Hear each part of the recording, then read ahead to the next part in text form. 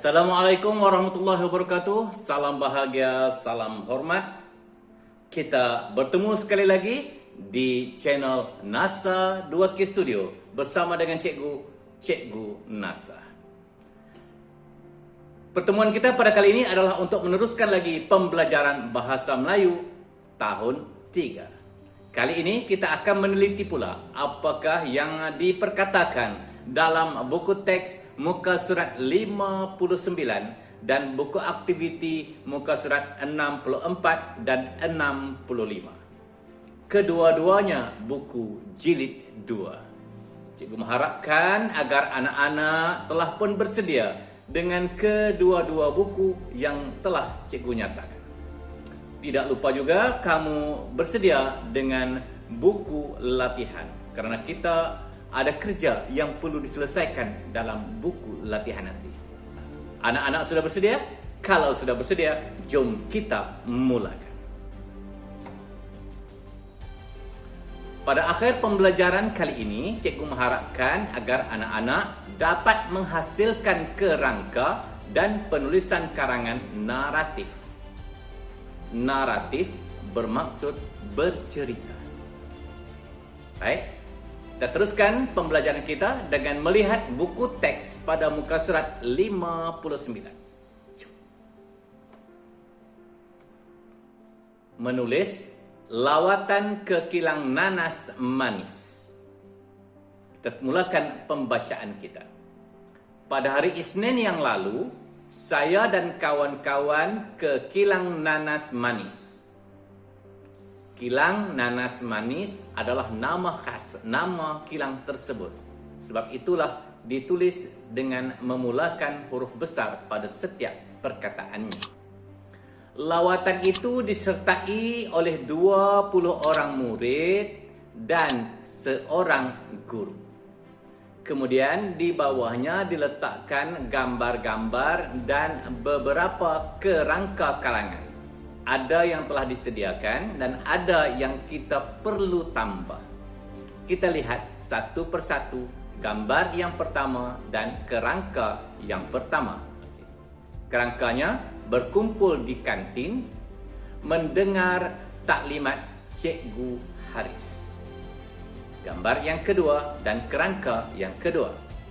Tiba di kilang nanas manis. Disambut oleh Encik Ikhwan, pengurus kilang. Menyampaikan taklimat ringkas. Ya, kita lihat gambar pengurus kilang yaitu Encik Ikhwan sedang bersalaman dengan Cikgu Haris. Gambar yang ketiga dan kerangka yang ketiga. Melihat cara memproses jam nanas. Nanas dibuang kulit, mata dan empulur nanas. Nanas diparut. Dibuang kulit maknanya dikupas. Mata dan empulur. Mata adalah bahagian-bahagian yang seperti mata yang ada pada buah nanas itu. Dan diparut bermaksud memarut, menjadikan ia lebih halus isi nanas itu. Kemudian gambar yang keempat dan rangka karangan yang keempat. Melawat ke kios. Kios ialah gerai. Gerai-gerai jualan. Gerai-gerai menjual cenderamata ataupun hadiah-hadiah sampingan. Pelbagai produk bermaksud hasil pengeluaran seperti jam nanas, kordial nanas. Kordial adalah minuman yang dihasilkan berasaskan buah-buahan. Ada kordial orange, ada kordial apple, ada kordial nanas. Oke. Buah nanas di dalam tin. Dan seterusnya gambar yang kelima dan kerangka yang kelima. Sebelum pulang, apa yang dilakukan?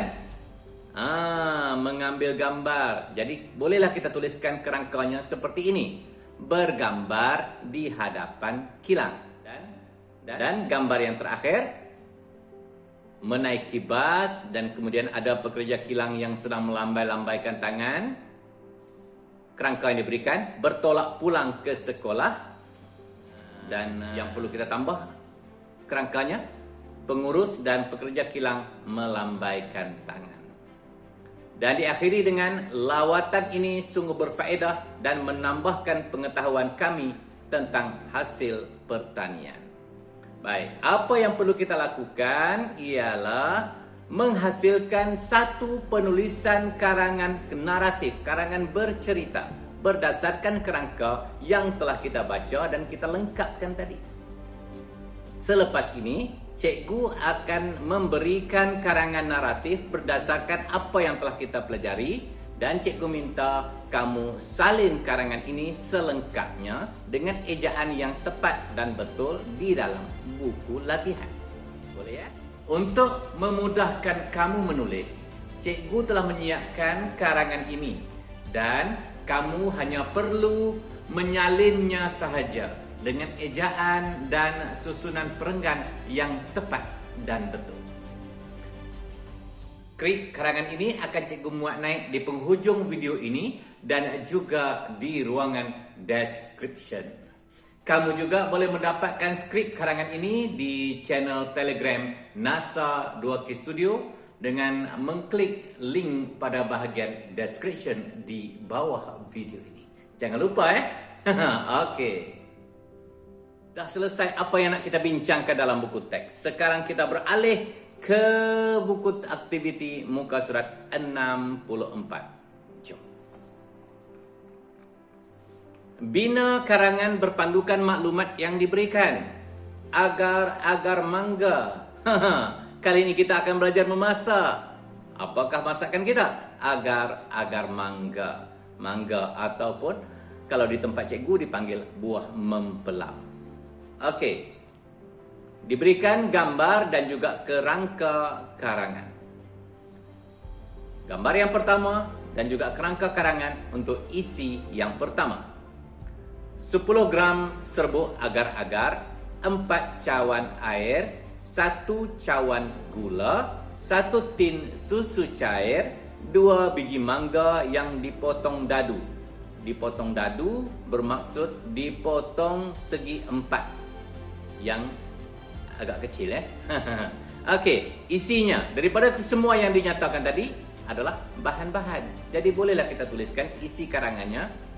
Bahan-bahan yang diperlukan ialah serbuk agar-agar, air, gula, susu cair dan mangga. Ringkaskan sahaja.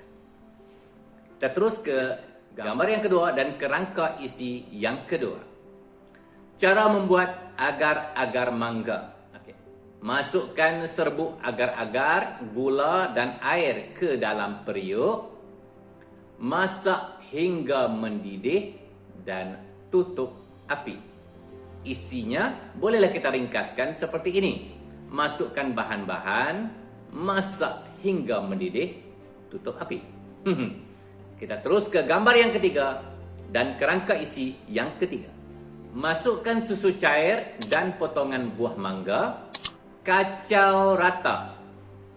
Tuang ke dalam acuan atau loyang. Acuan atau loyang ini adalah bekas untuk kita masukkan agar-agar kita nanti. Sejukkan, sedia dihidangkan. Kerangka isinya bolehlah kita nyatakan seperti ini. Masukkan susu cair dan mangga. Kacau hingga rata. Tuang ke dalam acuan dan sedia dihidangkan. Dah selesai kita berbincang dan kemudian kita telah pun menulis kerangka karangannya. Sekarang kita beralih ke buku aktiviti muka surat 65 di sebelahnya. Buah mangga di halaman rumah Alia telah masak.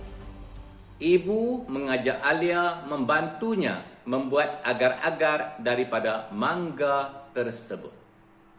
Bahan-bahan membuat agar-agar mangga ialah kamu senaraikan kembali bahan-bahan yang terdapat dalam isi yang pertama. Tidak perlulah kamu menyatakan kuantitinya, memadai kamu menulis apakah bahan-bahan yang diperlukan. Dapat ya? Okey, kita teruskan lagi. Perenggan yang kedua. Cara-cara membuat agar-agar mangga ialah, kita lihat balik apa yang telah kita tulis dalam kerangka isi untuk perenggan yang kedua. Masukkan sahaja ayat yang pertama. Dapat?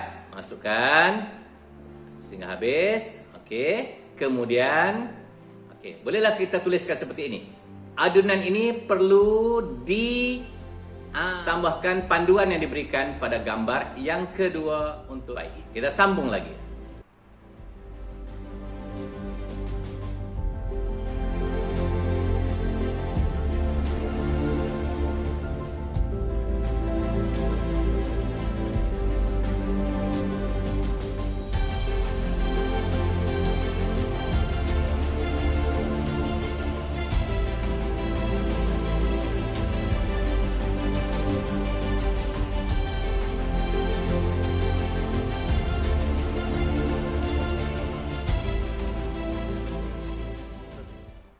Selepas itu tuang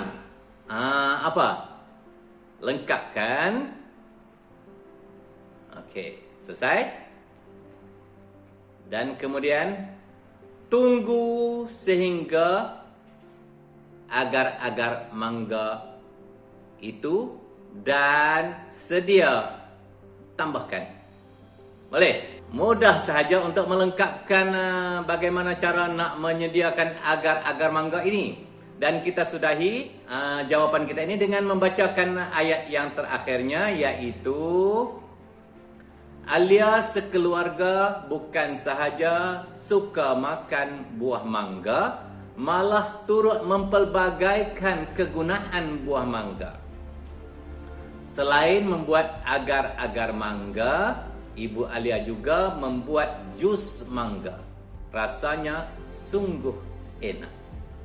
Dah lengkap satu penulisan tentang panduan membuat agar-agar mangga. Selepas ini bolehlah kamu cuba memasak agar-agar mangga ini di rumah dengan bantuan daripada ibu. Bolehlah cikgu bertandang ke rumah kamu untuk menikmati rasa agar-agar mangga ni, ya. Jangan lupa jemput kalau kamu dah buat.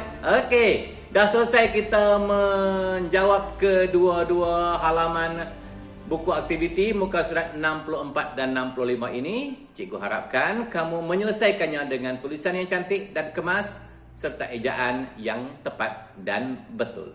Kemudian, pastikan kamu menghantar bukti bahawa kamu telah menyiapkan tugasan yang cikgu berikan ini untuk dinilai dan disema. Okey, cikgu rasa setakat itu dahulu pembelajaran kita untuk kali ini. Sampai kita jumpa lagi untuk tajuk-tajuk yang lain pula. Assalamualaikum warahmatullahi wabarakatuh.